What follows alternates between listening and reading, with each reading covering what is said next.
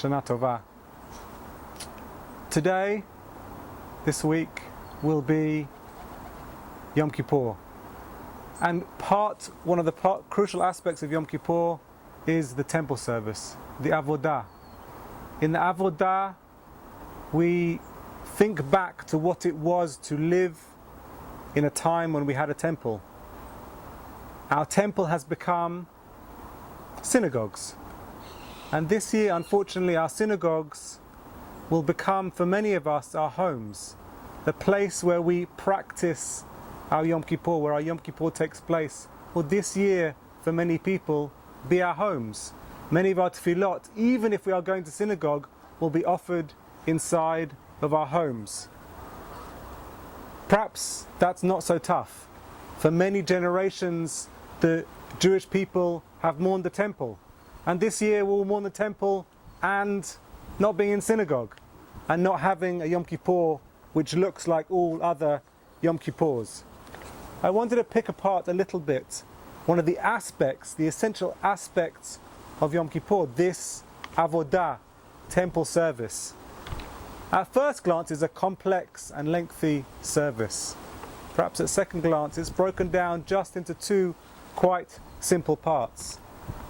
The first part is a long piyut, read and written by Rav Meshulam ben Kolonimus, an 11th century Paitan, a poet, who weaves together a story of the creation of the world, whose natural ending is this Avodah service, this temple service.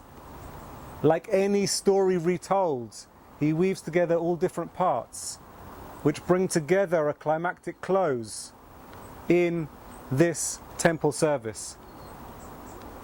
Interrupting this poetry are these words, which repeat 3 times.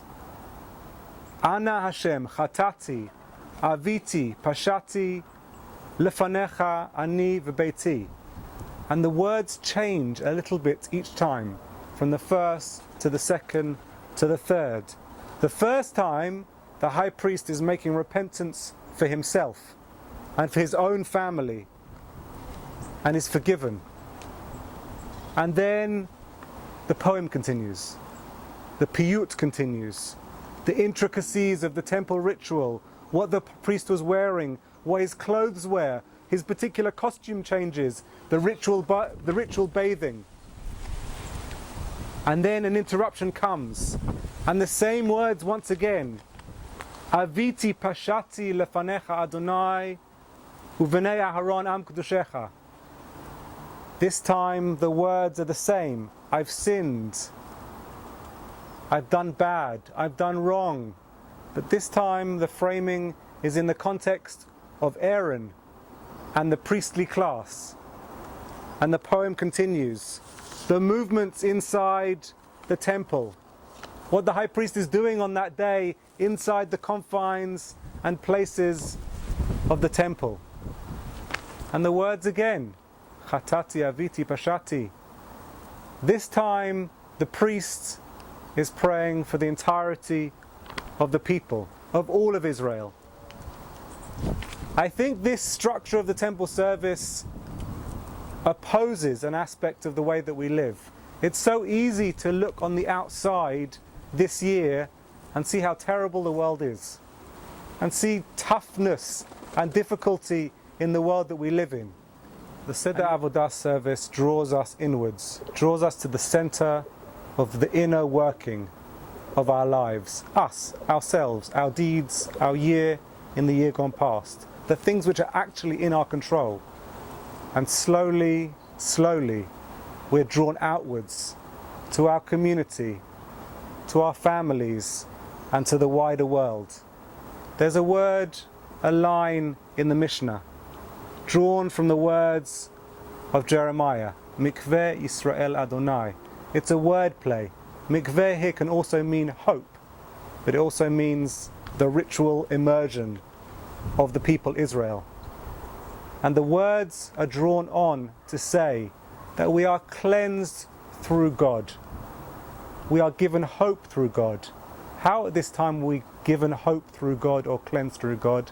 We are given hope by way of the words of our prayer. And these words at the center of our Yom Kippur service are words of prayer which ask for forgiveness. Ask for forgiveness of ourselves. Ask for forgiveness of our community, of our families, and of the wider world. That work starts at home. That work starts here with us as individuals. And yet, as we go through this service on Yom Kippur, we are also reminded that we are cleansed through these words by way of our relationship with God. I wish everybody a Shana Tova, a Gama Chatima Tova, and that through these words that we will say, many of us alone this year, we will find that wiping of the slate that we need to start again in the year ahead. Start the year again in strength. Shana Tova.